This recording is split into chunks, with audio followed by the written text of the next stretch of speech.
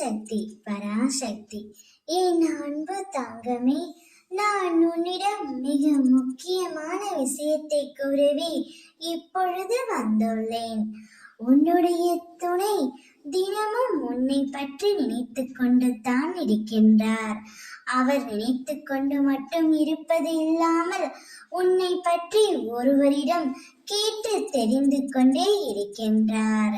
நீ எப்படி இருக்கின்றாய், நீ நன்றாக சாப்பிடுகிறாயா என்று அவரது மனக்கவலை இன்னும் அதிகமாகிக் கொண்டே தான் இருக்கின்றது. அவர் உன்னை பற்றி விசாரிக்காமல் ஒரு நாள் கூட இருப்பதில்லை. பிரிந்து இருந்தாலும் உன்னையே தான் நினைத்து கொண்டு இருக்கின்றார். யாரம்மா அவர் என்னை பற்றி கேட்டு தெரிந்து கொள்கிறார் என்று தானே கேட்கின்றாய்?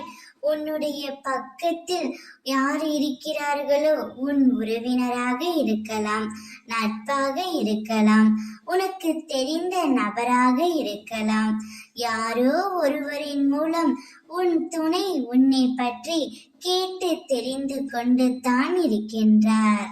அவர் உன்னிடம் வர வேண்டும், உன்னிடம் பேச வேண்டும் என்று மிகவும் ஆசைப்படுகின்றார். ஆனால் காலத்தின் கட்டாயத்தால் நீங்கள் இப்பொழுது பிரிந்திருக்கும் நிலை ஏற்பட்டு உள்ளது. இவ்வளவு அன்பு ஒருவருக்கு மேல் ஒருவர் வைத்திருக்கும் பொழுது உங்கள் இருவரையும் பிரித்திருக்க அம்மா நான் விடமாட்டேன் தங்கமே. அவர் கூடிய விரைவில் தான் செய்த தவறையும் அவர் வீட்டில் ஆலோசனை கேட்டும் உன்னை தேடி வருவார். சந்தோஷமாக இரு. ஓம் சக்தி.